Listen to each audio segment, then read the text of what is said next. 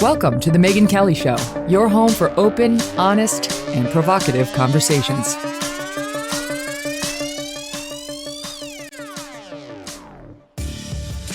Hey everyone, I'm Megyn Kelly, and welcome to the very first episode of the Megyn Kelly Show, live on SiriusXM. We are so happy to be with you and excited for this next iteration of our show, which we actually just first launched as a podcast about, just under a year ago now. We're doing this program because we believe there's an urgent need for independent voices in the media landscape. Hosts who are not beholden to corporate agendas, partisan jerseys, or simply just committed to stoking your outrage day in and day out. Here on SiriusXM, we're going to continue our mission of bringing you coverage of the news, politics, culture, law, entertainment, and all the rest of it in a truly fair and balanced way. We are not woke, and we're no one's sycophant. And we're entirely over the bullshit censorship of free speech and debate that has seized hold of most media, education, Hollywood, sports, and corporate America. Nearly 2/3 of the American people right now are afraid to express their actual political opinions. Think about that. In the United States of America, nearly 2/3 don't want to say how they feel. It's insane, but it's our reality.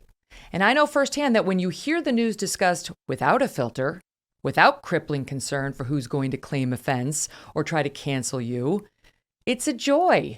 It is intellectually stimulating. It's wonderfully American. And it's what you can expect from us. We're bringing you the news made understandable in an unvarnished, uncensored, unafraid, and hopefully entertaining way. Our corporate loyalty is to you and the truth. That's it. It's a simple mission, really, and we are all hoping that you will not only enjoy the show and its new format, but that you'll call in. This is actually going to be fun because we can talk to one another, and you'll let us know what you think when we take calls later in the program. I've never done a show where I actually get to interact with the viewers or the listeners real time. So that'll be fun. So without further ado, let's get to our great guests. We have an awesome lineup today. We've got Charles C.W. Cooke of National Review. Lara Logan will be here of Fox Nation, and later Alan Dershowitz, Professor Emeritus of Harvard Law, who had this very funny, weird dust-up with Larry David. He's going to come on to talk about the abortion stuff happening down in Texas, but you got to hear the Larry David story. Okay, we're going to start, though, with Charles Cooke. Charles, what a pleasure. Very excited to have you as our very first guest as we're live on Sirius. Thank you so much for having me. Pleasure. Okay, so let's dig in with COVID. You had a really interesting piece on National Review that basically said, here's the bitter truth. There's no rhyme or reason to this virus, and that the pandemic doesn't hinge on whether the state has a Democrat or a Republican in the governor's mansion. The New York Times had an article suggesting the same, and some in the media lost their minds. You pointed out in your piece, MSNBC's Kyle Griffin attacked the Times. This isn't true. Do better, because the Times had said, exactly why Florida has been hit so hard remains an elusive question. Soledad O'Brien called it journalistic malpractice. They really want to blame DeSantis and his aversion to mask mandates. And the truth is, the science doesn't bear that up. They really can't do that. No, I think there are two things going on here. One is obvious. There is a partisan imperative here to fold this into our politics. There's also a desire to poison certain people ahead of 2024, Ron DeSantis being one of them. But I think the broader problem, and the reason that this works to an extent, is people just don't like it when they're told that there's not a great deal they can do. Human beings don't enjoy that. They much prefer a conspiracy theory, because a conspiracy theory gives you an easy answer, gives you an easy explanation, but it also gives you an easy answer. If you can find the evil man up in the tower, put him in prison, then it'll stop. COVID doesn't really work like that. I mean, there are some things we know. The vaccines work pretty well. They're not foolproof. They haven't prevented everyone from getting COVID, but you are very unlikely to die if you get vaccinated, which is why you should get vaccinated. Now, I have a lot of friends around here in Florida who work in the medical profession, and that's the one thing that they will say is the pattern. If you're vaccinated, you're probably not going to die if you get it. Other than that, it's tough. Mm-hmm. There are some states that have a lockdown. There are some states that have mask mandates. There are some states that have school masking policies doesn't seem to make too much of a difference. Israel has tried everything. I mean, Israel had pretty draconian lockdowns enforced by drones, no less. They vaccinated everyone before any other country. They're doing booster shots now. They have countrywide mask mandates in schools. They still have mask mandates inside, and they're getting absolutely slammed. And it's not because they did anything wrong. It's not because they're bad people. It's not because the witch doctors dislike them. It's because this is a horrible and unpredictable disease, and feedback loops are really hard to predict. And the point I wanted to make is, look, with the exception of Andrew Cuomo, who obviously made an active mistake and then tried to cover it up, there's really not much good pointing at Phil Murphy of New Jersey or Ron DeSantis of Florida or Governor Newsom in California or Greg Abbott in Texas and saying, aha, it's because of them. It's them personally. It's their ideology. It's the people who vote for them. It's not. It's not how it works, and we need to cut it out. Mm-hmm. But to your point, people do want to do something. And if you don't want to make people do something, you get villainized, right? That's what's happening to DeSantis, and it's happening to regular old American citizens who oppose vaccine mandates or mask mandates. You know, to your point, it's like, I have no objection if somebody wants to send their child to class with a mask on or do anything with a mask on. That's their business. But we've gotten to this point now where if you don't want the government to mandate that your 8-year-old have a piece of cloth over his face 8 or 9 hours a day, even though there's no proof that children are particularly good vectors of this virus, and they remain, even though Delta has been problematic, they remain at very, very low risk to the outcomes of COVID, you're somehow part of the problem. And we refuse to look at the data in Israel. We refuse to look at the limited data that's come out showing that masks have any effect one way or another in the school setting, right? Like, people just, they feel like something must be done. And if you're against the mandating of doing it, you're on the wrong side. Well, and I think the idea is that if you're on the anti-mandate side, then you don't care enough. And I think this is what this is ultimately about. It's a superstition. You know, I can't count the number of times I've now heard that Governor DeSantis doesn't tweet enough about vaccines. There's this new conventional wisdom that the reason that there are still people, as there are in every state, in fact, Florida's numbers are quite good, who are unvaccinated is because DeSantis hasn't been emphatic enough. And it's just not true. I mean, in the early days, he was emphatic. Indeed, he ran around the state for months, started with the elderly, and every publicity stunt he could imagine he used.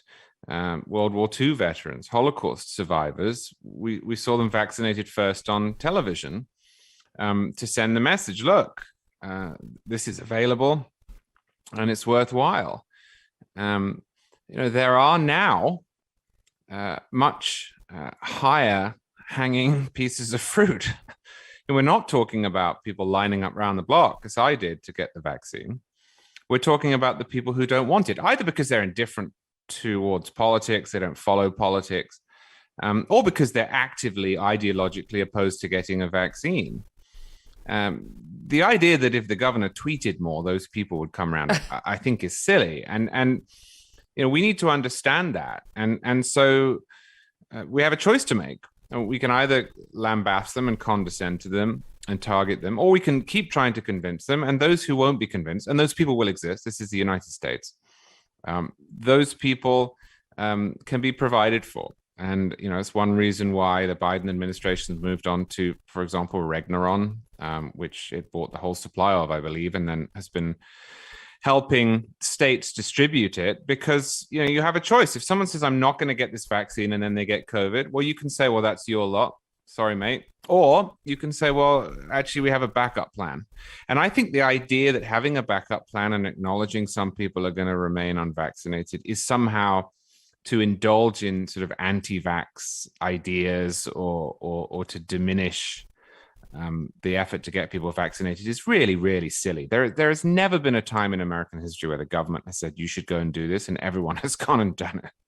Mm-hmm. That's not how we're built. No, I No. was listening to a great, it was a podcast on commentary, from Commentary Magazine, John Podhoretz and company. And they were talking about how amazing the vaccines are. They really are it's something we should be proud of. You've been saying it all along. It's a feat to American ingenuity. But how we're just terrible at following directions here in the United States. We're just too free. It's not in our makeup to take orders about how we live. And that hasn't been baked into the COVID response at all. And you know what? The country's done a pretty damn good job over the past 18 months of taking direction, of living their lives in a dramatically different way. And I do think we have to have some empathy for the fact that for many people, we're done. I know we still have a virus, but we're just done being told by the government how we have to live, how our kids have to live.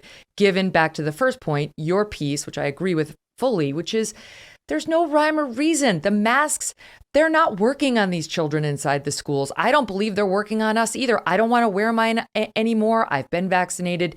If I get COVID, I have very little fear of being hospitalized or dying because I do trust in the vaccine. And I'm just sick and tired of being told at every turn they're coming back. Because you know what? There's going to be another variant after Delta. There's already the Mu variant, and there's going to be another one after that.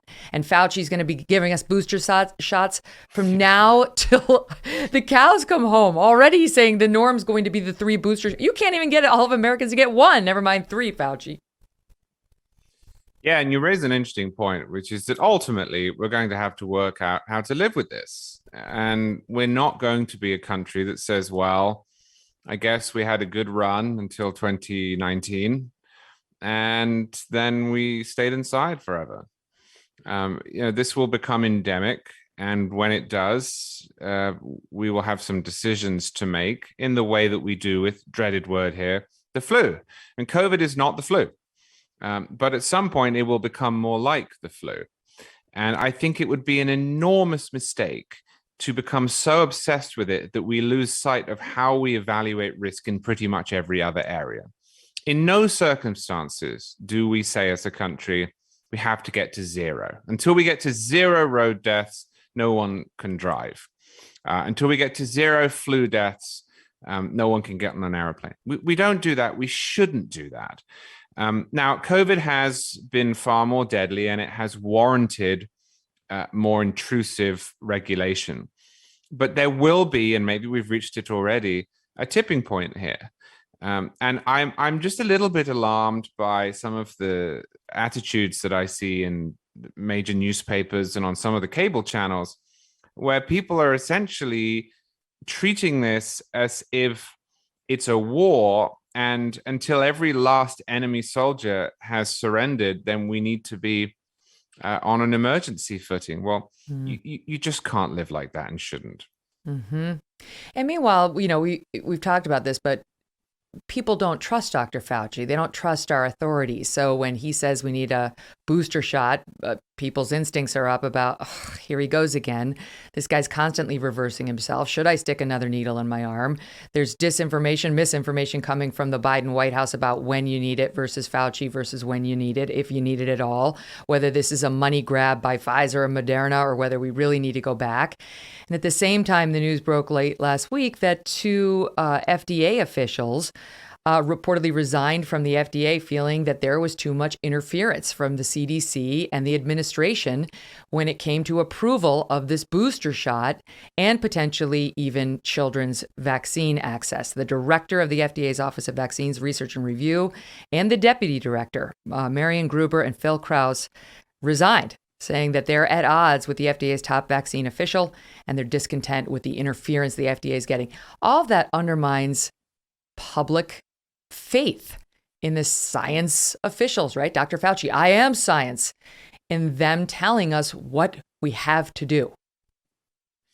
This is a problem with treating science as a set of facts or as an ideology or a given approach rather than as a means by which to arrive at answers.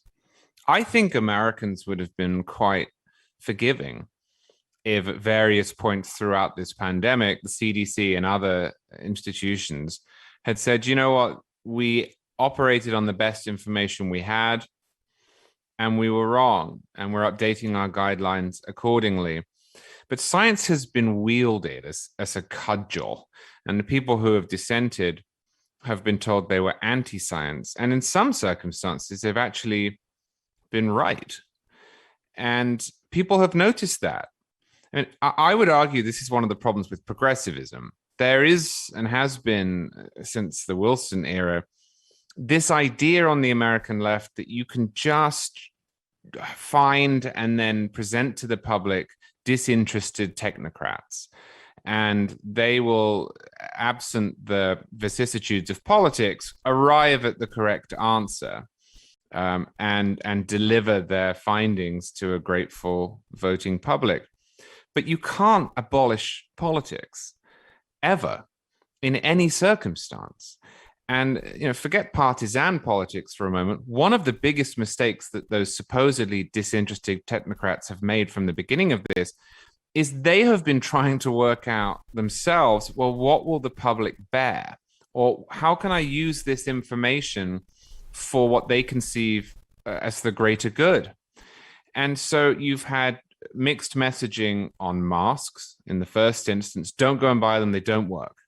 Why? Well, because the government didn't want to run on masks so that health professionals couldn't get them. I mean, that's an understandable aim, but the science didn't change when that didn't happen, and then the public was supposed to be masked itself.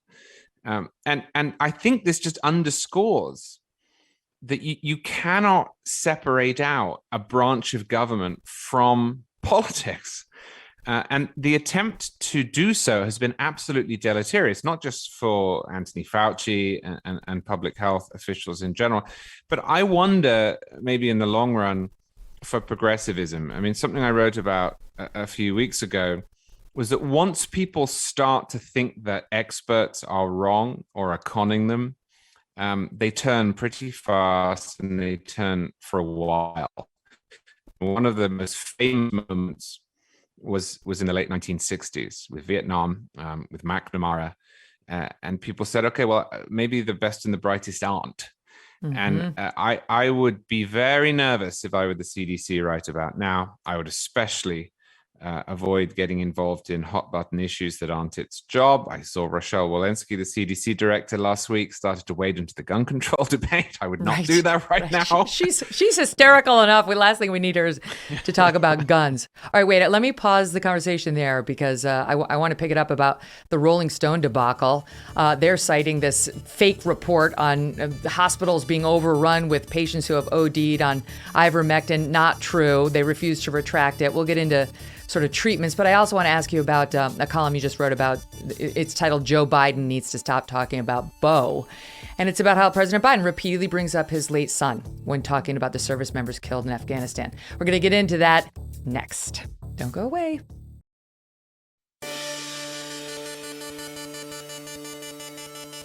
Welcome back, everybody, to the Megyn Kelly Show. Still with me, Charles C.W. Cooke, senior writer at National Review. So let's talk about treatments and the ivermectin debate, because this is another thing that has divided us politically. You even mentioned ivermectin, and a certain segment of the population will plug its ears and say, you're a kook, you're a lunatic. Why would you take your horse's dewormer? And I get that, but it's not just a horse dewormer. It has actually been used in humans. And now when somebody uses it, like a Joe Rogan, they get publicly attacked. And what's happened in the press is it's equated with tinfoil hat wearing. Rolling Stone just got caught. It just got embarrassed because it issued a report about this viral hospital ivermectin story that turned out to be totally false. They were citing a man named Dr. Jason McElligott, who made a claim about ERs being totally overrun with dumbass ivermectin patients who had taken this medication. And let me I'll play the claim by this Dr. Jason McElligott for you, and then I'll tell you what Rolling Stone did. Listen. The ERs are so backed up that gunshot victims were having hard times getting to facilities where they could get definitive care and be treated. All of their ambulances are stuck at the hospital waiting for a bed to open so that they can take the patient in. Okay, so not true. Joy Reid promoted it. Rachel Maddow went with it. And it turns out it's not true. The hospital with which that guy is affiliated, they said he hasn't worked here in months and he hasn't treated any ivermectin overdoses, and neither have we. Then Rolling Stone was forced to issue what it's calling, Charles, an update. An update. We used to call it a correction or a retraction. Now it's just an update to the story, which I guess they think prevents embarrassment. Wrong, Rolling Stone, saying we actually haven't been able to independently verify that there have been any such cases at any ERs at all.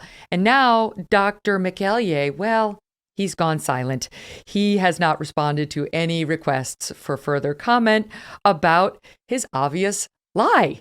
So your thoughts on the ivermectin, narrative that's in the press, and then just what's happened with Rolling Stone. I mean, Glenn Greenwald made a point the other day of the reason that the Rolling Stone magazine doesn't call this a retraction is because they understand correctly the rest of the media will not hold them accountable for their erroneous reporting because they had the right motive, which was to attack ivermectin. I have been baffled right from the beginning of COVID by the existence of national debates over medical procedures. And the efficacy or lack thereof of ivermectin or hydroxychloroquine, thank you, is contingent upon external objective medical reality. It is contingent upon circumstances and biological facts that can be examined and evaluated by medical professionals. It's not contingent upon whether Donald Trump likes it or not. It's not contingent upon whether Republican voters like it or not. This is not the sort of thing we should have a national debate or a vote on. If it were the case that people around the country were drinking Roundup, I mean, yeah, sure.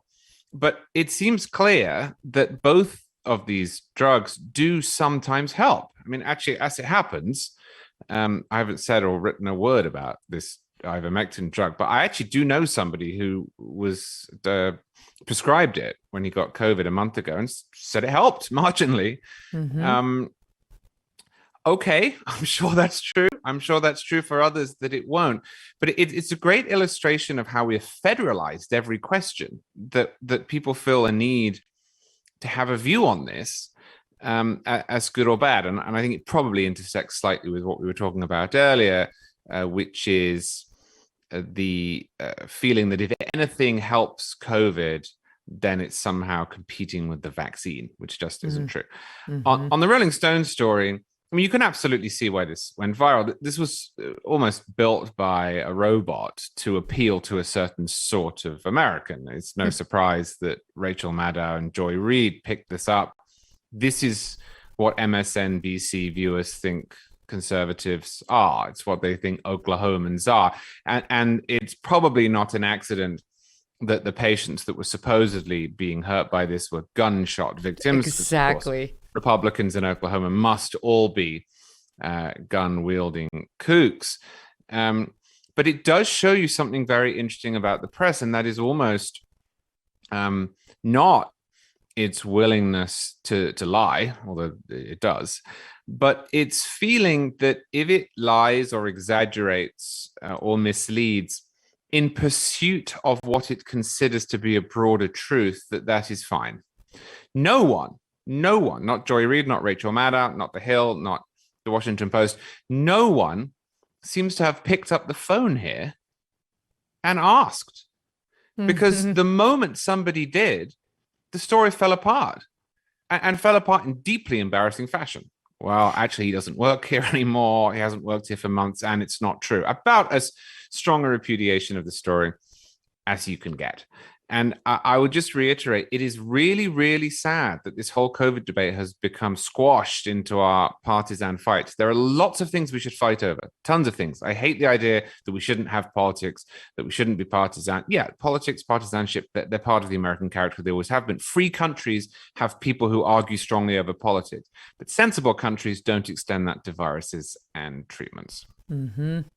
Yeah, no, it's funny to see the media change on what happened to the complete aversion to any disinformation on COVID, right? Like that would be punished by Twitter, by Facebook. Meanwhile, Rachel Maddow's tweet citing this doctor and this alleged story is still up. She hasn't taken it down. Where's the Twitter mob for her? No one cares. Suddenly the obsession with, disinformation on this virus on any social media evaporates, right? Because if it's in the one direction, against hydroxychloroquine, against ivermectin, anything that's pro-vaccine and mandates, that'll be allowed. It's just if you go the other way, you'll be punished.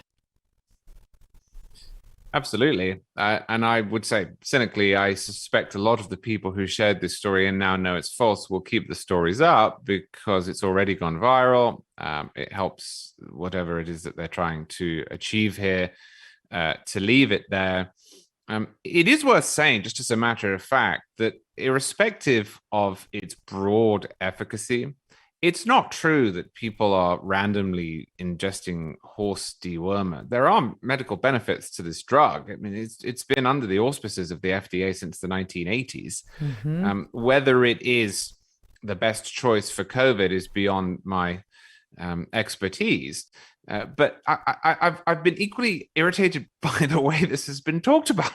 Oh, these idiots taking horse dewormer. People aren't actually that irrational. They don't just jump all over nonsense and damage themselves with it en masse. And that's just simply not what has happened here. Yeah, it's funny because I was, we have a new puppy and we have a 2-year-old dog and we have a new puppy. And I've been sort of sorting out the heartworm medication and the flea medication, the different one for each dog and blah, blah, blah. And one of them is ivermectin. And I was like, people would think I am one of those people who, if I get COVID, I'm just going to pop in one of my dog's dewormer pills, which I am not. I can't actually remember whether it was the dewormer or the flea and tick prevention, whatever. The point is there was ivermectin sitting there on my kitchen counter. The point is if you want ivermectin because you have COVID, just call up your doctor. Just go to the health clinic down the road and ask them about ivermectin. And, if you try hard enough, you'll find a doctor who would be open-minded to that possibility. There are plenty of them out there. But you definitely should not take your animal's medication no matter what it is. I think that's pretty clear. But yeah, you're right. That story was tailor-made for a left-leaning press and left-leaning pundits who think Republicans are rubes. They're stupid. They're going to do things like this with impunity while they're shooting each other. And really, frankly, the end of that story is they don't really care. They don't actually care what happens to Republicans in ERs in Oklahoma. They're just doing it to make a point. Okay, let's shift gears and talk about Afghanistan. And what's happening with the president. I listen to you because, I love the podcast, The Editors, that you're on with Rich Lowry and everybody, MBD. And you, I think, as far as I know, you were one of the first, if not the first, to make the point about Joe Biden needs to stop talking about Beau. And I thought that's a brave thing to say. He'll probably get hit for that because you're supposed to that's supposed to be an inviolate subject when it comes to the president and his son. But soon thereafter, others started to make the same point. There was some blowback. The New York Times already caved. They came out with a headline originally that read, Biden, still grieving his son, finds that not everyone wants to hear about it. Then tons of backlash on Twitter and so on, and they changed their headline to, in invoking Beau, Biden broaches a loss that has guided his presidency. But they had it right the first time. Not everyone does want to hear about Beau in this context. And can you explain for the audience how he keeps bringing it up and how I saw in an article you recently dropped, it's very clearly intentional and strategic by the administration? Well, I think it is strategic. I also think that even if it's not, it's inappropriate, and that's the key point. Beau Biden's death was, of course, a tragedy, and there is no one in our politics who would disagree with that. No parent should have to bury their child. That is not a license to use it every time you are attacked. And it's not an invitation to share your grief in all circumstances. And Joe Biden is not just a guy. He's the president of the United States, and as such, he's the commander in chief. One of the criticisms that has been made has come from the parents of the Marines who were killed in Afghanistan. You could say that that's Joe Biden's fault, or you could say that he was commander in chief when it happened. But you cannot dispute that they were killed under Joe Biden's command. And as such, for them to be, people across the political spectrum to be complaining that when they got a few moments with the president and wanted to talk about their children, that he instead spoke about his own son, is a problem. It's a problem for a number of reasons. Firstly, that's not what you're supposed to do generally when someone is consumed by grief. You're supposed to listen and absorb as much of their pain as possible. You're not supposed to say, hey, well, actually, what you're saying reminds me of me. You're especially not supposed to do that when you're the president of the United States, when you're the commander in chief, and when they might well be angry with you. It's a very difficult position to be in. It's not one I would want to be in. I don't want to be president. But if you are president, that's part of the job. It's also a problem because although Beau Biden's death was a tragedy, Beau Biden died of cancer in a hospital in Virginia. He did not die in the field. He did die, and he was a soldier, but he didn't die while a soldier. He didn't die of being a soldier. He was not killed in an instant in a foreign land. He died over a matter of months here in the United States of a medical condition. And for Joe Biden to say every time the topic comes up, well, look, I understand this as well as anyone because I too have been through tragedy, really is a non sequitur. I mean, there are a lot of people in the world who have been through tragedy, who've lost somebody they loved a great deal. Presumably, Joe Biden knows how they feel, but it's not the same thing as being a Gold Star parent, and it's not the same thing as responding to criticisms of foreign policy. And I thought the moment when this tipped over from inappropriate habit into strategic choice was when Jen Psaki said at the same press conference a couple of weeks ago that Joe Biden knows how the parents feel because he himself had a son who died. It is one thing for the person affected to say that. It's another for his press secretary to begin throwing it back at reporters. And I pointed out in the piece, there are many circumstances in American history in which presidents have grieved deeply over children, but knew that it would have been the wrong time and place for them to bring it up. Abraham Lincoln did not mention his son Willie at Gettysburg. George Washington did not mention the premature death of his adopted daughter during the Revolutionary War. Franklin Roosevelt did not say after D-Day that he knew how the families who lost their sons felt because his son Franklin Jr., the first Franklin Jr., died as a boy. And there are times for that, and Biden has misjudged them. You're so right, and you make such a good point about how it's almost it feels like an intentional dodge or distraction because he's the commander in chief. It's one thing to be standing there with another random person who's lost a child, and for him to say, I lost my child, and two parents randomly bonding over that kind of loss. It's another when you're the commander in chief and the Gold Star families are there, they're talking to you because their children are now within the past few days in a casket after your orders endangered them and ultimately led to the loss of life. Like, that's a moment for accountability, responsibility. It's not right. It's not about you at all in your parental role or anything that would make the parent's job is not to feel empathy for you in that moment. I think that's exactly right. And it's certainly not a defense of foreign policy. I mean, we can obviously disagree all day about Afghanistan, Iraq, any other foreign policy decision. But if you look back to the 2000s, George W. Bush was pretty good at standing there and taking it on the chin. Yes. When parents said to him, you're a murderer and you killed my child. And that actually is the right course. I mean, I don't envy the man, and that's also not a defense of his foreign policy. That can be evaluated outside of his empathy or lack thereof. But the job is to take it. The buck does stop there too. And I was struck by the more soft-spoken among the parents and members of the families of the slain, who said it really caught us off guard. It really struck us as being inappropriate. There are, of course, people who are very angry with the president. You have to temper that a little bit. It's understandable. Grieving people often behave in ways that once they've come out the other side, they wouldn't. And there are people who really loathe Joe Biden. We live in a politically charged age. But not everyone who criticized him for this was in those categories.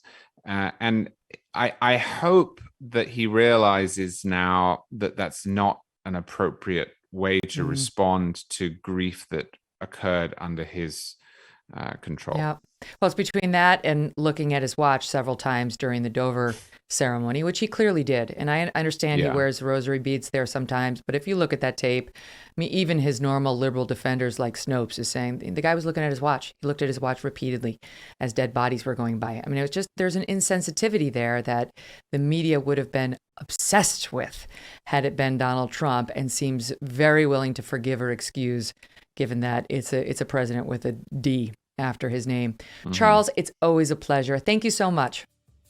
Thank you so much for having me. Good luck. All right. Thank you. Up next, we're going to be joined by Fox Nation journalist Lara Logan. She's with Fox News now. She does reports for Fox Nation, and she lived and reported from Afghanistan for years. She's been following the outbreak of protests across the country, which are painting a very different narrative about the Taliban, our new buddy, than we've been told. She's fired up, and she's here next. Don't go away.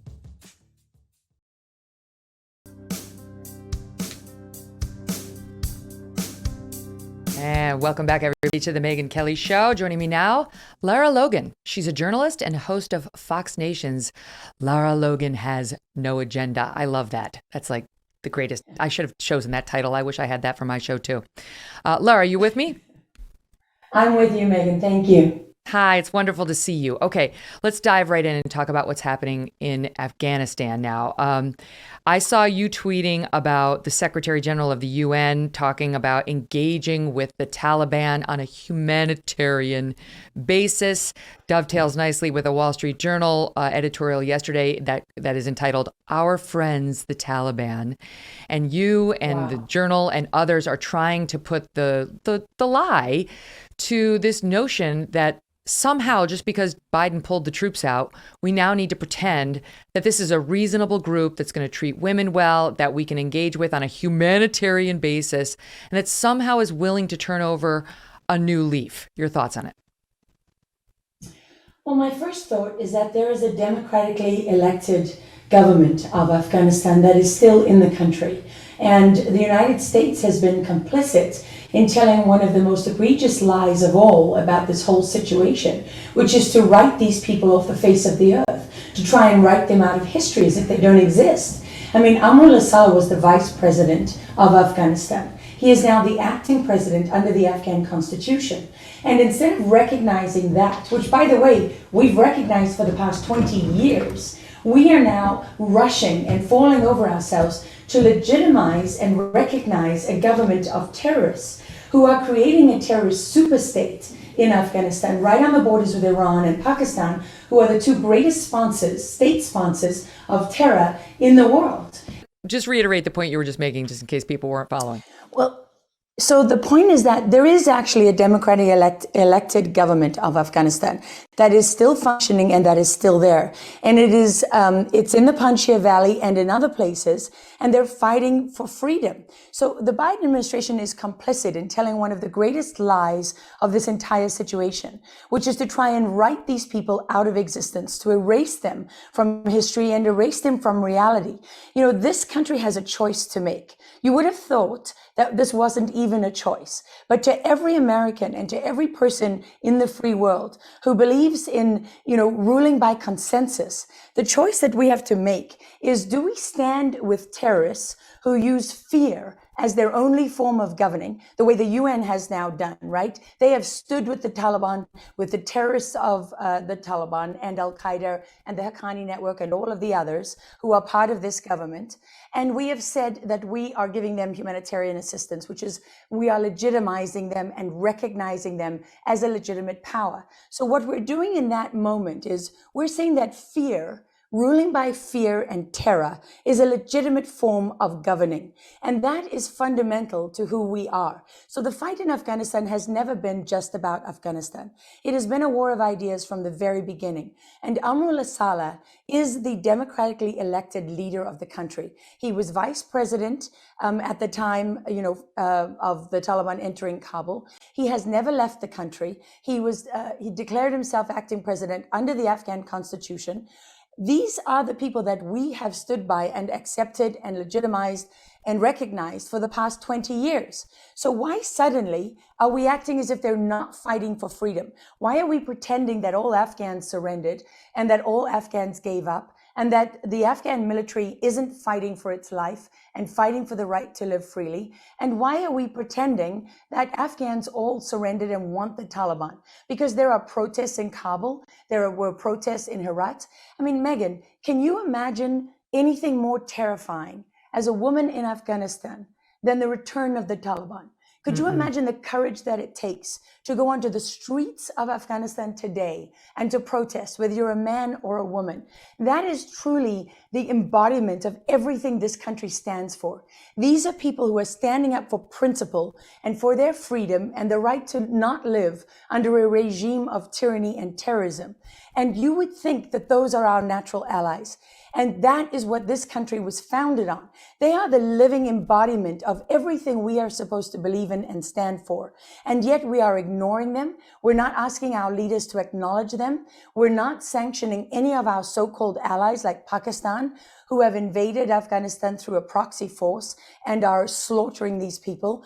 And where are all the women's groups and all the leaders on both sides of the aisle? Do you know that an Afghan woman, a policewoman, was murdered this weekend in front of her children? According to her young son, who was a witness, that he's about 12 or 13 or 14 years old from the video of him describing what happened. And she was murdered in front of her children. She was 6 months pregnant. And he said that the Taliban fighters, the terrorists who killed her, carved her brains out with knives and screwdrivers. Oh my God. So I want, everyone to think about that when you hear the UN talking about humanitarian assistance, or you hear the Secretary of State, Tony Blinken, saying, we're not worried about the terrorists who are in this government, some of whom are declared foreign terrorists by the United States. Siraj Haqqani, the new Interior Minister, who was just announced, has a $5 million bounty on his head. Right? We don't worry about them. We're interested in the actions of the Taliban and this government, and we think we can work with them. How can you work with people who carve a pregnant woman's brains out of her head with screwdrivers? Can you tell me? Goodness. No, it's a point we've been trying to make here. This is a group that has engaged in serial child rape and torture. How are we negotiating with them? And you've got our Secretary of State coming out and saying a new chapter in America's relationship with the Taliban has begun. It's one in which we are going to lead with our diplomacy. How do you have diplomacy with child rapists, with serial murderers? And you make a good point, which is the legitimately elected government. The president fled, but it's still in place. They're still fighting. They're out in the streets right now protesting as the Taliban shoots into the air to try to send them back into their homes. And we're still trying to pretend that group at the top is one we can deal with and that we're going to make some progress with our diplomacy, though we've pulled every single one of our diplomats out of Afghanistan.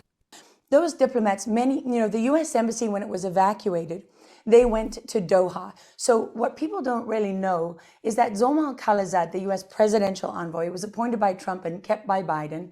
And, Biden fired almost everyone that was associated with Trump and rescinded every executive order just about that he'd ever made. So there is no justification for keeping Khalilzad except that you wanted him, right?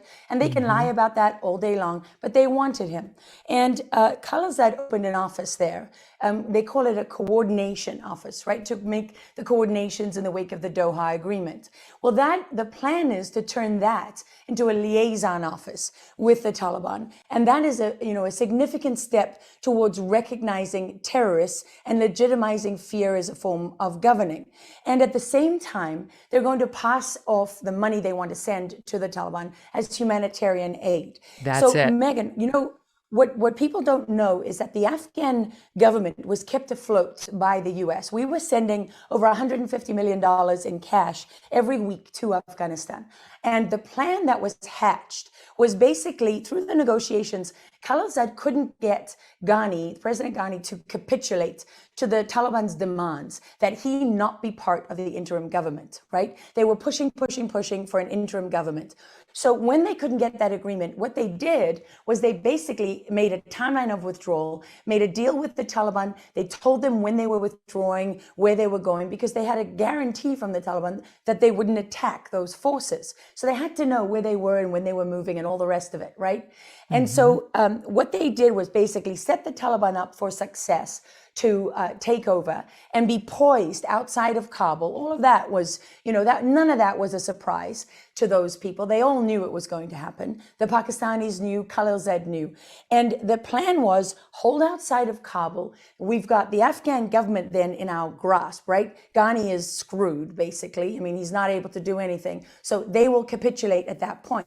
Well, what they didn't anticipate was that Ghani and, the rest of the people in his entourage and others in the Afghan government, they know the Taliban. They don't buy into any of this nonsense about new Taliban, not the same as old. They know the new Taliban is worse than the old Taliban. And their chances of surviving this are zero. So what did they do? They bailed. They got on planes and they left, right? Yep. And at that moment, the Taliban went into Kabul.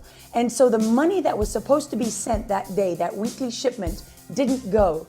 And the Taliban need it. They want that money. That's why one of the first things that happened is they told Afghans, you can't take your money out of the banks. Let me stand you by right there, because I do want to pick up with the money and with how the press on this is starting to change back here stateside, as we knew it would. Lara's going to stay with us. She's back after this break, along with Professor Alan Dershowitz.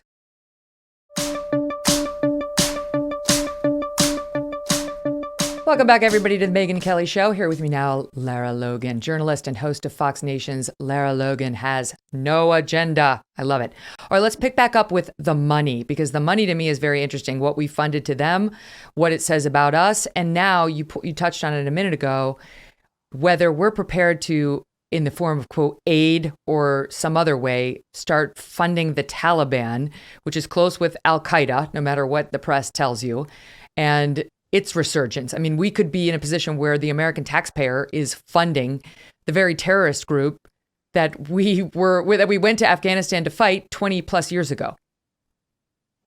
Well, it's much worse than that, Megyn, because we already are funding the Taliban. We've let them hold on to $80 billion worth of military equipment.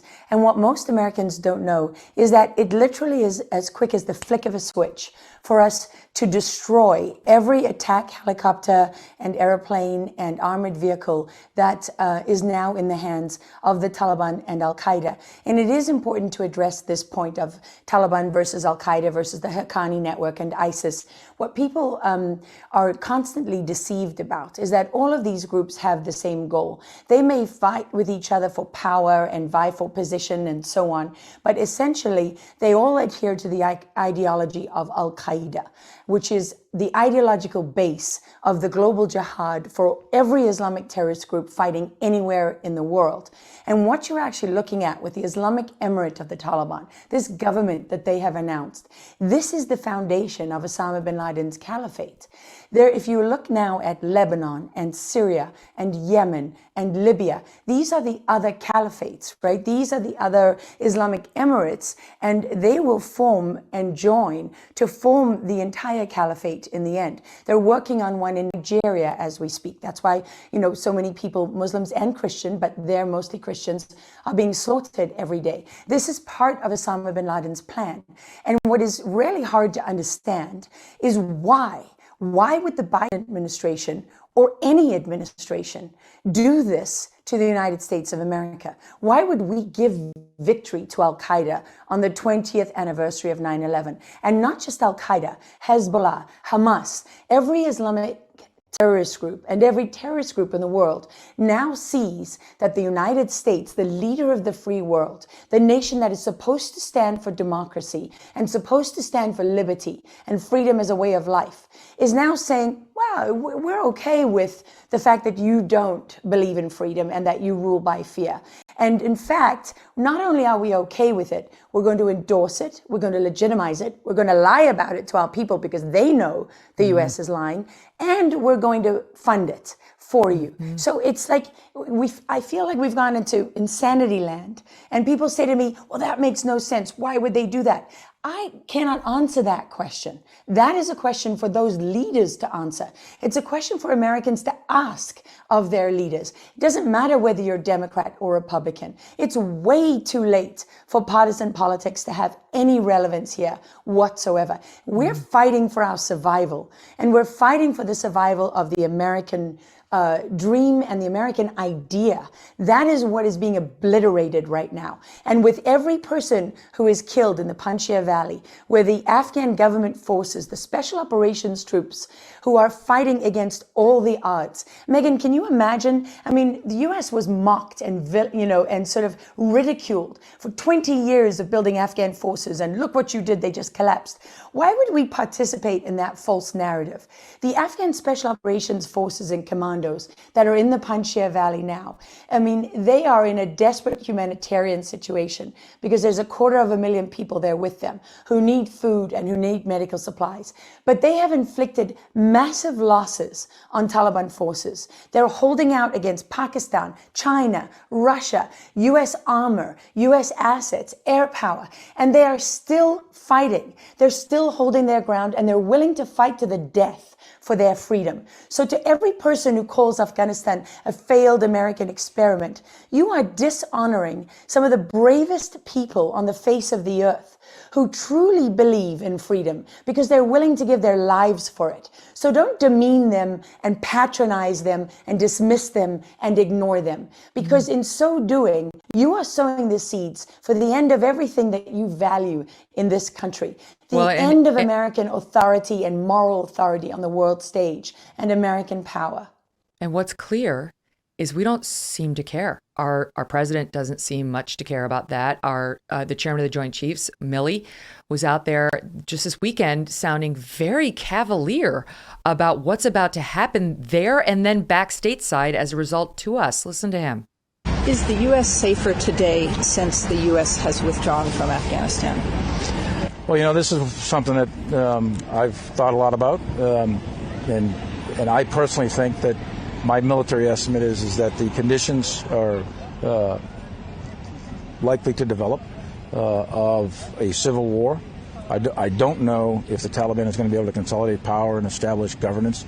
They may be, maybe not, but I think there's at least a very good probability of a broader civil war, and that will then in turn lead to conditions that could in fact lead to a reconstitution of Al-Qaeda or a growth of ISIS or other myriad of terrorist groups. So I think the short answer to your question is we don't know yet, but the conditions are very likely, in my opinion, that, and I've testified this and I've said it in public, that you could see a resurgence of terrorism coming out of that general region within 12, 24, 36 months. OMG. What? Right? Like that seems like something we should have factored in. Oh, Megyn, there's just not a single thing in there. there's nothing left of General Milley that speaks to integrity and honesty and good standing. He has failed this country in every possible respect, and the soldiers under his command, and the American people and the Afghan people, because he knows he's lying. I mean, this is what people really need to factor in when they try to make up their minds about what is true and what isn't. General Milley knows more than you. He knows more than me. He knows more than every American out there, right? He knows that there's already a civil war in Afghanistan. He knows that Al-Qaeda never left. He knows that some of the most senior figures in Al-Qaeda returned already from Pakistan and are working with the Afghan Al-Qaeda, Siraj Haqqani, that's the Haqqani network, and who is a designated terrorist. General Milley and General Austin, all of these people, they had soldiers on the ground in the fight, right? I mean, they have seen the remains of U.S. servicemen coming back. Do you know what they did, Megyn? Siraj Haqqani, who was designated as a foreign terrorist in 2012, who the Taliban has named as their, interior minister in their new government, he has been in charge of security in Kabul from the moment the Taliban entered. You know why? Because the Haqqani network has always owned Kabul. They are responsible for most of the terrorist attacks in that city. It's their natural terrain. They are the same people who are most likely responsible for the bombing of U.S. forces that killed 13 Americans and over 100 Afghans. More than 80% of the bombs used in Kabul have been traced to 2 fertilizer factories in Pakistan by the head of the Joint Special Operations Task Force, JAEDO, that was set up to counter IEDs. So all of these generals, they know exactly what's going on the ground. They know that the soldiers they trained are fighting in the mountains in the Panjshir Valley. They know that they have been killing the Taliban fighters in extraordinary numbers. They know that there's a stench of death rising from the floor of the valley, from all of the unclaimed bodies. And this is not by any means, a great situation for any of the people involved. They're under an extraordinary amount of pressure. They are at risk of running out of ammo. They're low on food and so on. But you know what they have on their side? The truth, because they're fighting for something noble and they're fighting with dignity. And also, they know the terrain. There's snow in the mountains, Megyn, and winter is coming. And the U.S. chose, General Milley, General Austin, all of them, they chose to do this withdrawal in the summer months, the fighting season, when the Taliban and its fighters are most engaged and most active. If they had chosen to do this in the winter months, the Taliban fighters and Al-Qaeda and all of them, they're in Pakistan during the winter months. They don't like the snow and they don't like the cold. They come from the south of the country, from Kandahar and Helmand and places like this, where they're used to the heat. And so this is a factor that is going to play very much into the hands of the government forces and President Saleh and his people around him in the mountains of Panjshir. But it also speaks to the fact that the U.S. had a very simple choice. They could have done this much more easily in the winter months, or they could have picked a fight. They could have let the Taliban do this on their terms, when they could inflict the most damage on the Afghan forces and the Afghan government. And that was the choice that they made. They have chosen to leave the U.S.'s military equipment in the hands of terrorists. They have chosen not to use their air power. They've chosen not to put sanctions on Pakistan. They've chosen not to sanction Qatar or to use any of their diplomatic or economic power to change the effects on the battlefield. They've chosen to ignore President Saleh and the Afghan government forces in the mountains. They've chosen not to supply them or to support them in any way. They've chosen to pressure neighboring governments not to let Afghan refugees come out, not to assist Americans doing private evacuation flights. They've made all these decisions. These are not mistakes. These are not failures in policy that they're rushing to rectify. These are the chosen courses of action that they're sticking by and that they're defending and that they're pushing forward. So that tells me, as a journalist, everything that I need to know about the outcome here. It tells me that if the Biden administration had a problem with the outcome in the situation that we're in now, if they had a problem legitimizing terrorists as a regime, they wouldn't be doing it, because nobody's got a gun to their head saying that you have to do it. In fact, the Taliban is holding American citizens as hostages. The State Department has rules about this, right? If you hold an American against their will, prevent them from leaving the country for a certain period of time, they are considered a hostage by the U.S. government. Well, there are American citizens who can't leave Mazar-e-Sharif right now because the Taliban is using them as leverage. And one other thing, there is a man by the name of Nurzai who is serving life in prison right now because he is a significant person in setting up the Taliban's narco-terror network that has been trafficking in heroin and financing the Taliban and Al-Qaeda and other terrorist groups for some time now. The Taliban want Nurzai back, and they have an American hostage. We never hear the Biden administration or anybody talking about the fact that we gave up all of what we've given up to the Taliban. And we never talk about getting this American back. We never talk about the deal that we're considering, releasing Nurzai from prison. And what I understand from very senior sources in the DEA, they wanted to indict the top 8 tier leaders of the Taliban back in 2013 on narcotics trafficking charges. And they were prevented from doing so by the Obama administration that said, we couldn't possibly do that. We don't have an extradition treaty with the Afghan government. Well, these are pathetic excuses. They're made up reasons to justify policy decisions that hurt the United States. And it's time for leaders on both sides to realize that Americans are united in their disgust and shame at the betrayal and what's going on in Afghanistan. And if we don't do something about it, the consequences for this country are very, very grave, because we are empowering a terrorist superstate whose main goal is the annihilation of every free person on the face of the earth.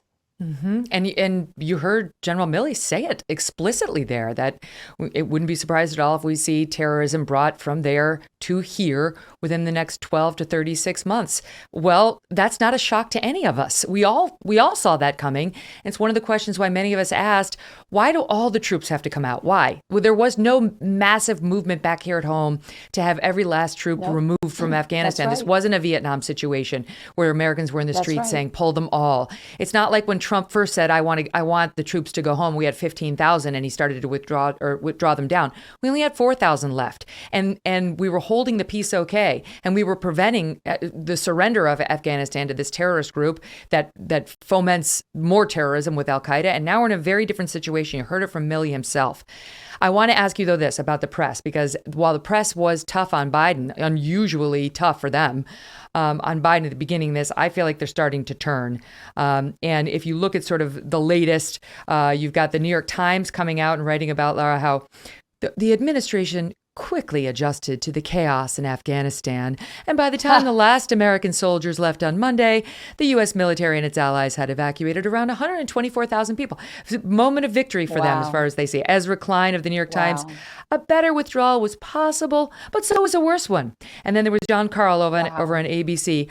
Biden accomplished exactly what Trump had tried to do, but perhaps not as quickly and with more regard for the Afghan citizens who worked with the United States. So already they're trying to run cover for him and, of course, shift the narrative to more domestic stories, because everyone in the press realizes this has been disastrous for Biden and his poll numbers. I'll give you the last word.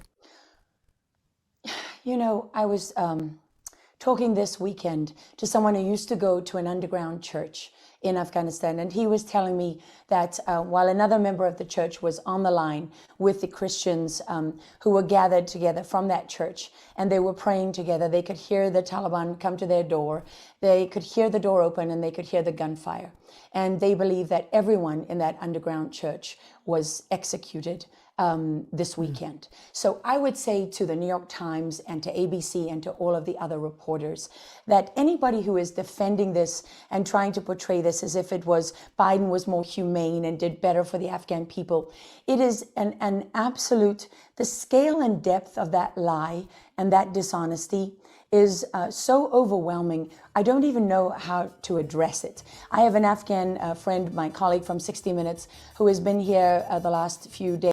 We have volunteers that have come from all over the country that are trying to help get humanitarian assistance into Afghanistan and get people rescued.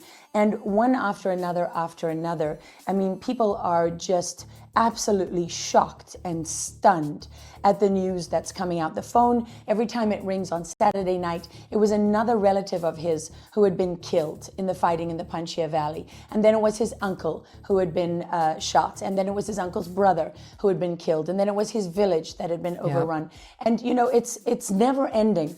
And what you see happening here with the press is what the Biden administration did very effectively. Remember the images of all those people running under the tarmac, those people clinging to that last flight. That's the image of Afghanistan that they did not want anyone to see, because we were supposed to believe that none of the Afghan people were resisting, that everyone supports the Taliban. They really wanted the Taliban. Democracy was a failed experiment and so on, right? And none of them had the will. What did General Austin say? You can't buy willpower. That was the narrative, and they didn't want anything to interfere. Well, as long as you had journalists on the ground witnessing the desperation and the truth, that was an uncomfortable position for the administration to be in. So they quickly evacuated all of those journalists. You know, the New York Times, Wall Street Journal, they got them all out. Problem number one solved. Number two, they went to Siraj Haqqani, the man responsible for killing more people in Kabul than anybody else. The one man, right? And they asked him to help them secure the airport. And they put a perimeter around it by the Taliban. And what happened immediately after that? The Taliban put up a gazillion checkpoints, and people were beaten, people were stopped at those checkpoints, people were unable to reach the airport. So the Biden administration, working with terrorists, made sure that they had full control over the narrative. And in that space, they then went about lying to the American people every time they opened their mouths. Now it comes back to a compliant press that sees his falling approval numbers. He's down to 45.8% approval. That was from a high of 54% approval at the end of his first 100 days. He's had a drop in 7 key congressional districts that Democrats are defending in the next year, according to a GOP poll that just came out. So they can feel the political consequences of these decisions. Lara Logan, always a pleasure. Thank you so much for bringing your expertise, and just a pleasure to talk to you again. Megyn. Lots of love. I want to pretend, Megyn, that I'm the rational, cool-headed journalist, but I got to tell you, when I hear that and I know the reality, I can only say there's a special place in hell for all of those people. Listen, it's personal for you. Unlike most of us, you've been there. You know these people. That's one of the reasons why your insights are invaluable. And I feel like your passion makes us listen to you more. So don't apologize. It's wonderful to hear you. Thank you for caring. Lots of love, lady. Okay, up next, Alan Dershowitz is here. He's going to talk about this major abortion rights case that's, we've had the dust up down in Texas, and we've also had another case that's going up to the Supreme Court. And he just got into a weird fight with Larry David. You got to hear this story. And by the way, we'd love to know your thoughts on anything we've discussed today or recently on the show. Before we launched the series, we had a show and continue to on podcasting. It's free. And if you have any personal questions, well, screw you. No, just kidding. I may answer them. It depends. How are they? How personal are they? Give us a call. 833-44-MEGAN. 833-44-63. 496 833-446-3496. I'm going to get it straight. I don't have it, but listen, it's 833-44-MEGAN, MEGYN.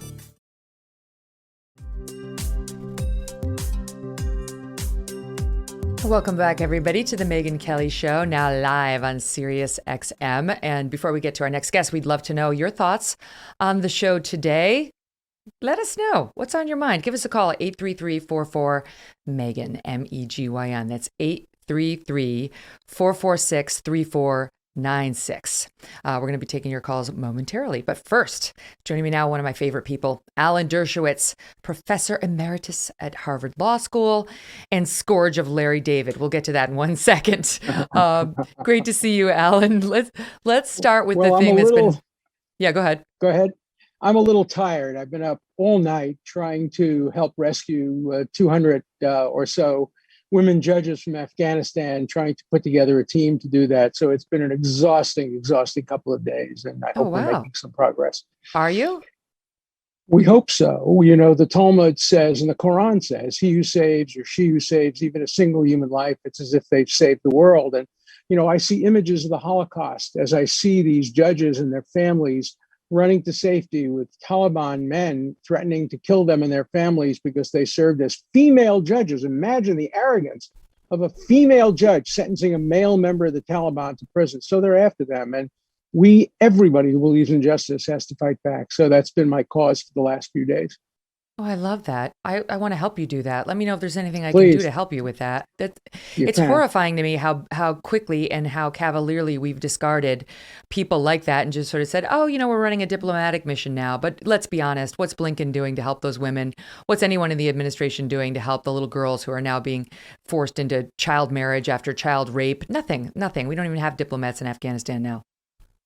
No, and they're being trafficked. You know, some of them are going to the border to Pakistan and they're being picked up in Pakistan by traffickers and being sold for sex. So we have to do something about this. You know, most of the world stood by as 6 million Jews and many millions of people died in the early 1940s. We've learned that lesson. We cannot stand idly by. Whether you're a Christian, a Jew, or a Muslim, or an atheist, you have to do something.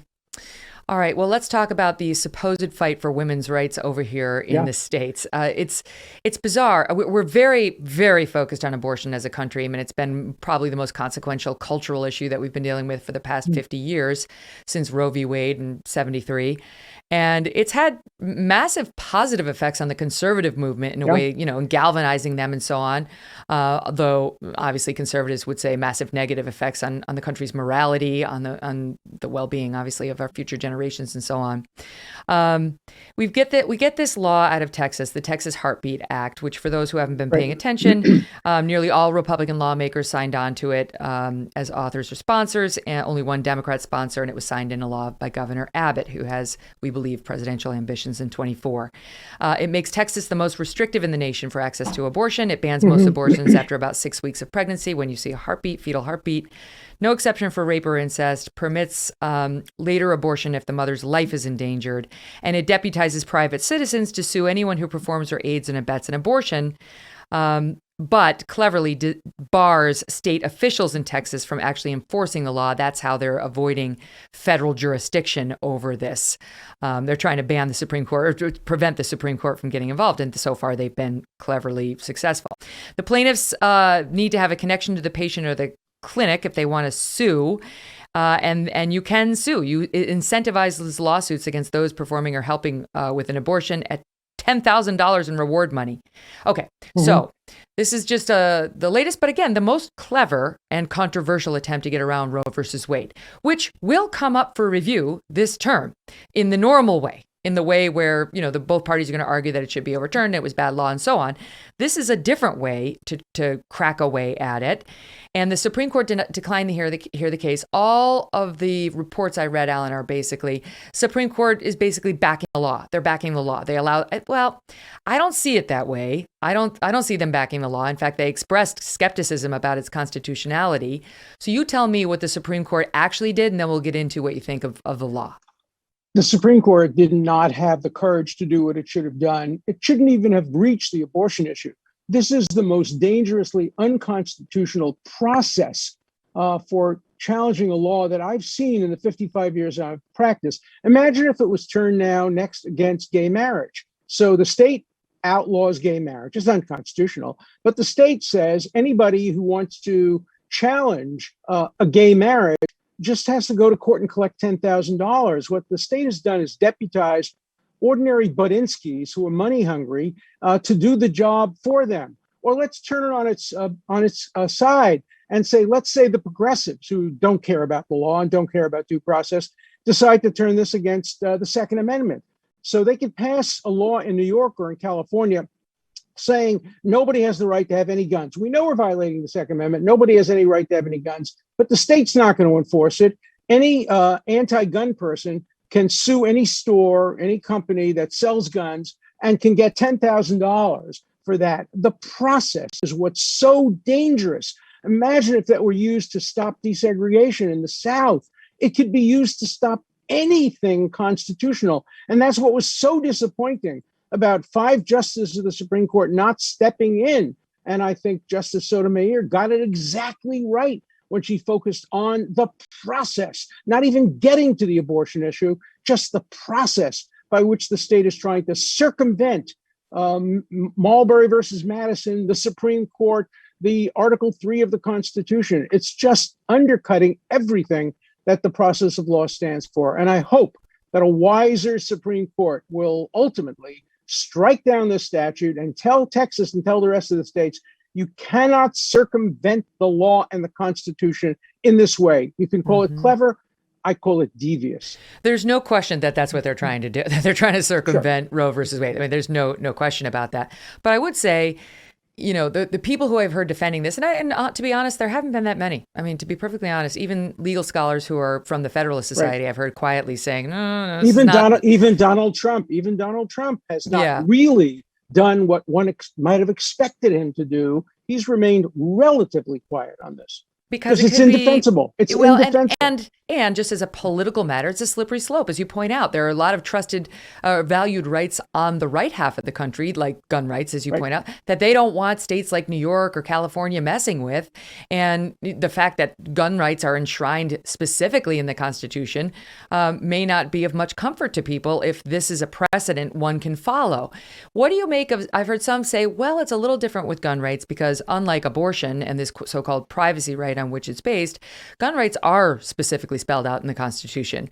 They're right there in the Second Amendment, whereas the privacy right from Griswold. The Second Amendment. Well, I'm just saying, but the Second Amendment talks about the right to bear arms. Yeah. I agree with you. Whereas privacy and abortion is judge-made law. It is, but so is Heller. So is the decision to undo 200 years of precedent that said the Second Amendment doesn't convey a personal right to own guns. I'm not quarreling with that. But the Constitution is very rarely clear. It's clear. You can't run for president unless you're 35 years old. But the Second Amendment isn't so clear. And many of our most fundamental rights derive from other amendments, the Fourth Amendment right to privacy. So I don't see the distinction between gun rights and abortion rights. Both are controversial. Brown versus Board of Education. There's nothing in the Constitution that says that separate but equal is not permissible. That's judge-made law. And do you see Roe v. Wade as, what's your opinion on Roe v. Wade? Because I know a lot of even Democrat scholars who will say that's a BS opinion.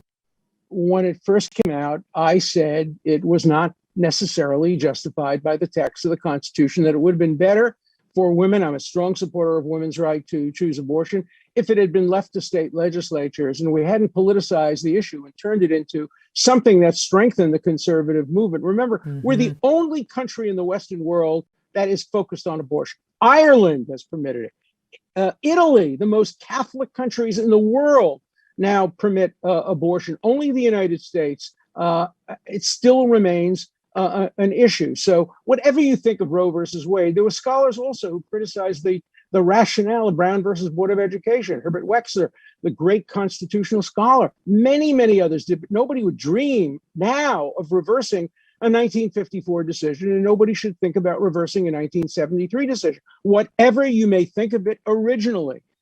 Marbury versus Madison was very, very, very, very controversial at the time it was rendered. But precedent has its role in constitutional adjudication. Stand by what you have said. Okay, so on that front, given that the court, and I will say I disagree with you that the court did the wrong thing in punting on this, because I do think it was a weird circumstance. They were being asked to enjoin something where enjoin a judge, basically, but no one had actually sued. If somebody had sued under the law and said, you owe me $10,000 for driving somebody to an abortion clinic, bingo, you're on.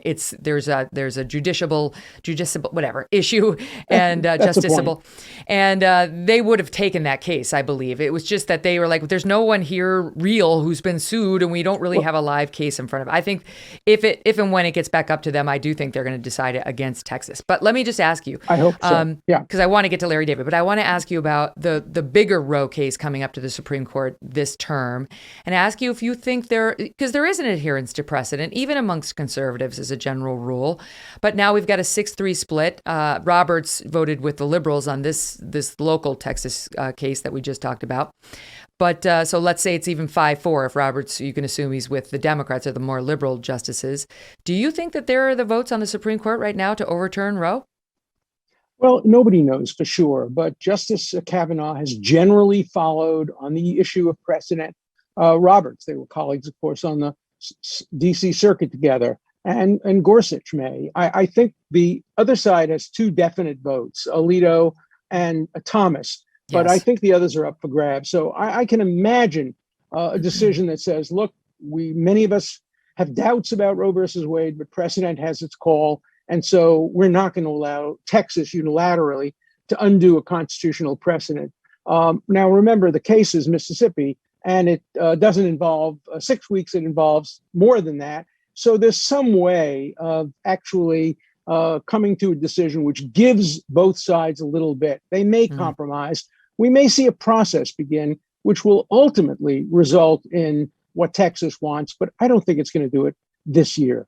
And just to remind folks, if the Supreme Court were to find Roe versus Wade unconstitutional, that doesn't automatically outlaw abortion. It would revert to the states, and it would be a state by state matter, which is still controversial, but just to be clear. And there could be a federal statute. Remember that the Biden administration is thinking of introducing a federal statute saying that abortion is an interstate matter because people travel from state to state to get it. So we hereby declare as a matter of legislative, not constitutional policy, that abortion is permitted. Yeah. That's what Scalia was saying all along. He was saying, if you want abortion to be legal, he's like, don't come to the 9 judges in robes and ask them to find something in the Constitution that wasn't there. You go to the legislature, you go to the lawmakers, make them pass a law or constitutional amendment. Okay, let's table that because I don't have that much time and I've got to hear about Larry David. You're getting harassed on Martha's Vineyard again. Why? Well, it's more than harass. They've canceled me at the library. Every year I speak there. They canceled me at the book fair. I've written more books than anybody in Chilmark history. They've canceled me at the Jewish Center. Come on. All because I made this terrible mistake of doing what John Adams did, and that is defending somebody for an unconstitutional act, even though I voted against them. Yes, I defended the Constitution on behalf of Donald Trump. I'm very proud that I did that. I helped defeat an unconstitutional impeachment. And now Larry David comes up to me on the porch of the Chilmark store and starts screaming at me. I'm disgusting.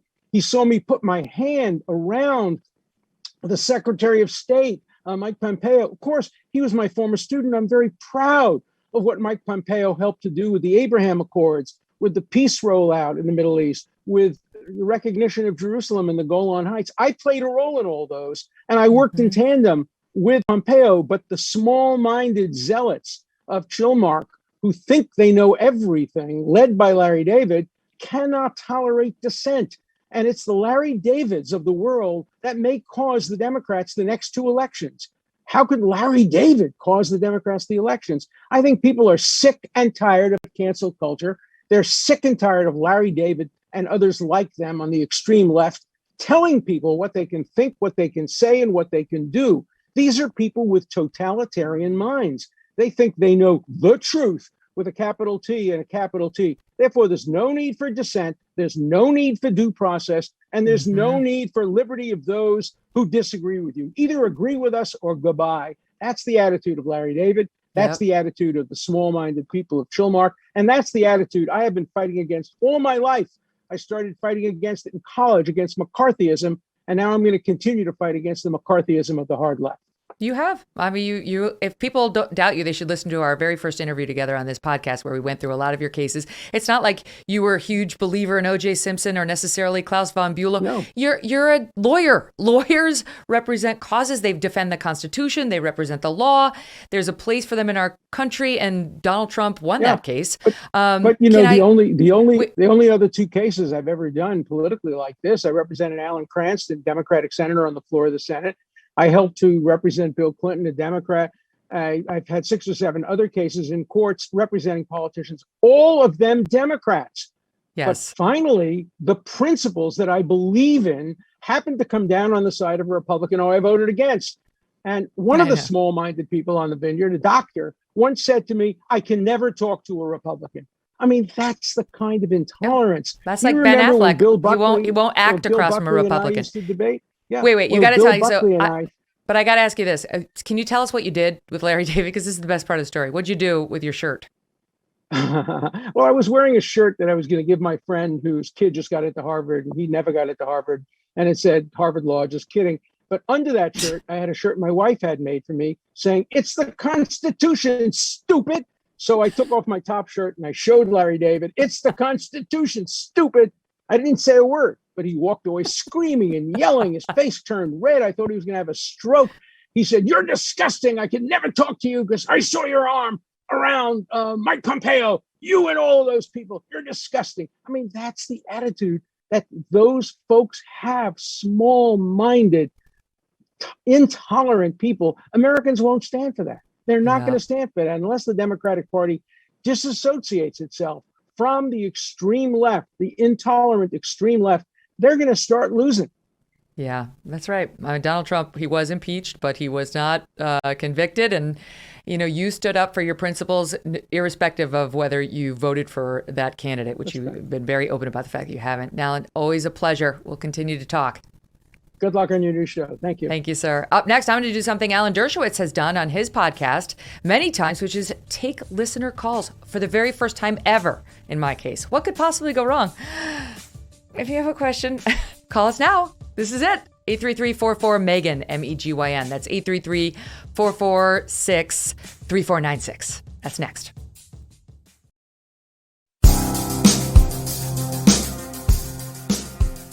Welcome back, everyone, to the Megyn Kelly Show. We're taking your calls today at 833-44-MEGYN. That's 833-446-3496. And we're also going to be answering some of our listener mail, our viewer mail, in a segment we call Asked and Answered. That is where our listeners submit questions via email to questions@devilmaycaremedia.com, or sometimes they submit the questions on any of our social media accounts, Instagram, Twitter, Facebook, etc. And for this portion of the program, my executive producer, Steve Krakauer, joins me. Steve, what's happened? How do you feel like we're doing so far? Hey, Megyn, I think it was great. I'm feeling great, and because of our launch day here, we made a full call out on questions at devilmaycaremedia.com, all of our social media accounts. Today's first question comes to us from Lily Cooper from Instagram, and she has an interesting question. She wants to know, what tips do you have for dating in a world of online dating? Kind of a new area here. Okay. Well, Lily, I confess I'm such an old hag. I've never done online dating. I met my husband before, and my first husband, for that matter, before that was really a thing. But I would say in general, when it comes to online dating, keep it short. Keep the first date short, lest you need to pull the ripcord and get the hell out of there. Because, you know, it's not like being set up with somebody who a friend is vouching for and so on. So if it's just you and somebody you met briefly online, you don't know if the picture's real. You don't know if this is actually a good person or someone who just knows how to market an online profile. Keep it short, keep it in a public space, and do what I did when I first met my husband, which is have a friend nearby just in case, right? Just in case things go south. Little did I know I was meeting, you know, the love of my life. The other thing I would say, just in terms of dating in general, is I think too many women spend the first couple of weeks, couple of months, what have you, just trying to figure out, maybe men do this too, just trying to figure out what the other person wants and then trying to be that, or at least lead the person to believe that they are that. And then they decide, then the person doing the pretending will decide whether they're into the relationship or not. And that's totally bass-ackwards, right? That's not the way to go after it. You should completely be honest about who you are. I mean, you don't have to show all your sort of warts and all, as they say, but I think you really need to be as true to who you are as possible, because they're going to discover the real you eventually. And it's better that they come in eyes open. And I also think that every time you find yourself obsessing over your new relationship or the person you're dating, you've got to remind yourself, just like you tell your dog no when he gets up on the counter, you know, with his paws. That's what my puppy's doing. Every time you've got to remind yourself you're focused on the wrong person. Every bit of energy you spend obsessing about a relationship needs to be rechanneled into obsessing about how to improve your own life, how to make yourself interesting, how to make yourself interested, how to learn how to play an instrument, how to spend your time better as opposed to just sitting on the couch vegging, right? Take every single one of those moments and reinvest it from how do I tantalize the other person into how do I tantalize myself? How do I make my own life better? And it has the wonderful added benefit of then making you more attractive. So everything works. All right, so keep it short and tantalize yourself, which will make tantalizing him or her a self-fulfilling prophecy. What do you think, Steve? Wait, before we go on to the viewer questions, can I just ask you, so I feel like you kind of blew me off on how it's going. I feel like everything's been smooth except Lara Logan's mic fell off, but we fixed that. Kind of fucked up that one sound bite that played out of nowhere. Other than that, I feel like we're doing okay. Fixed. I think so. This is day one of a very different way of doing the Megyn Kelly Show. At the same time, I think people that have been listening for almost a year now on all their podcast platforms will find it very similar, which I think is the goal. Yeah. Well, we have more guests in this podcast and this radio show because it's our first and we had a lot we wanted to cover. Normally we only have like one big guest or two guests. So it's been chock full. It's been 20 pounds of potatoes in a 10-pound bag, as our old pal Jay Sirocco used to say at Fox News. All right. So I guess our first caller, I'm told, is Paul in New York. This is exciting, Paul. You're my very first caller here on the Megyn Kelly Show. Are you with me? I am honored, Megyn. Yes. Oh, I'm so happy to talk to you. This is so fun. I miss you on TV, but we'll take any way we can get you. Thank you. I'm honored that you're still with me. Yeah, congratulations on your new show. I'll be a loyal listener. Thank you very much. So what's on your mind?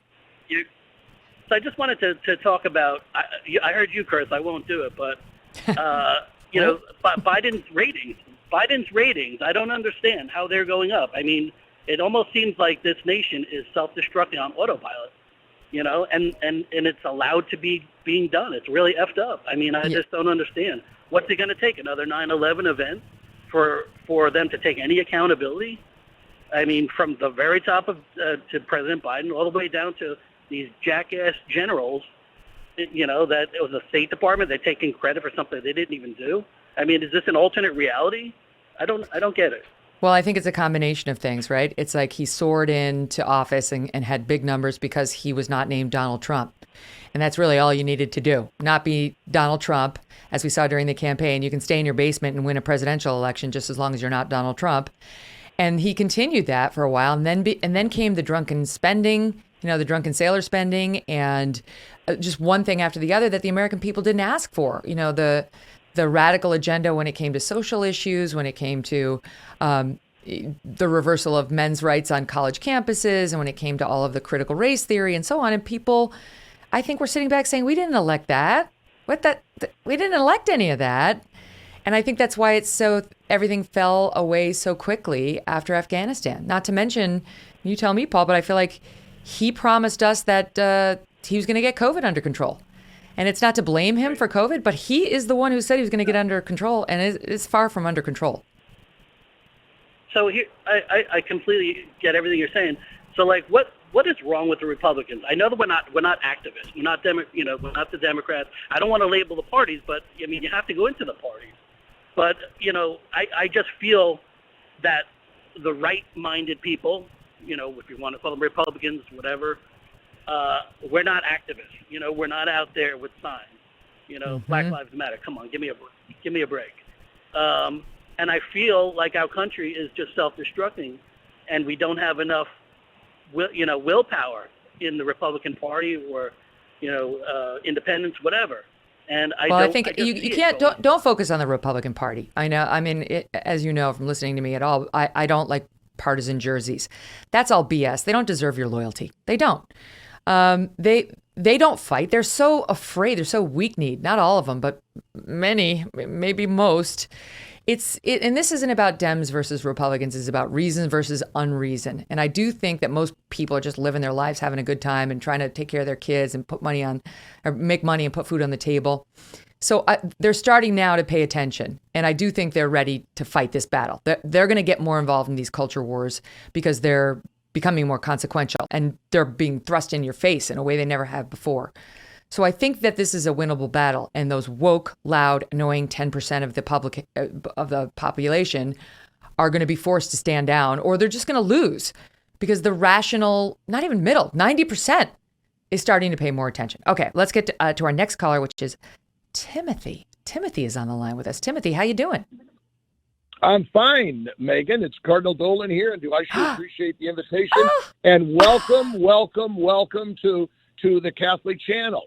It's good. No way. You know, I was getting so tired of having being the only Irishman on the channel. So it is really good to have you. So. Cardinal Dolan, I am so excited. This is a surprise and a thrill. I love you so much, and I'm such an admirer. Well, the fact that you would call me on my first day, can I just tell people a nice story about you? This is who Cardinal Dolan is.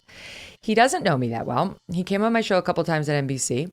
And then I had an unfortunate ending at NBC, and I was home licking my wounds, feeling sorry for myself. And guess who sent me the most beautiful, handwritten, kind, supportive note, just reaching out to me to offer love and support?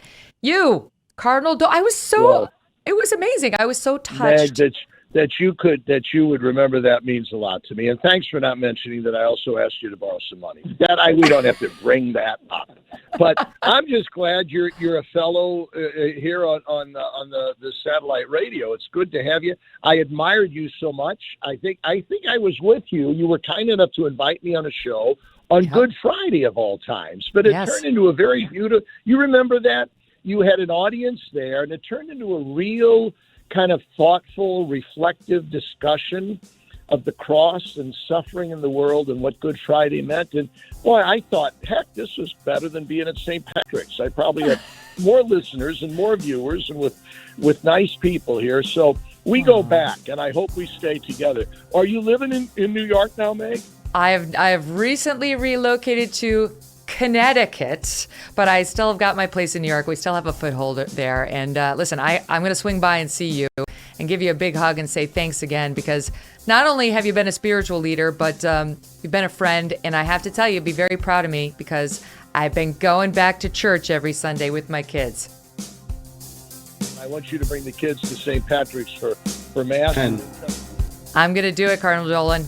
Lots of love. And thanks for joining us today. Tomorrow, Larry Elder and Caitlyn Jenner. That'll be fun in advance of this California recall effort. And don't forget, today's show will be available this afternoon on any podcast platform for free. Just search The Megyn Kelly Show. And we will also be posting a video version to youtube.com/Megyn Kelly. Thanks for listening. We'll see you tomorrow.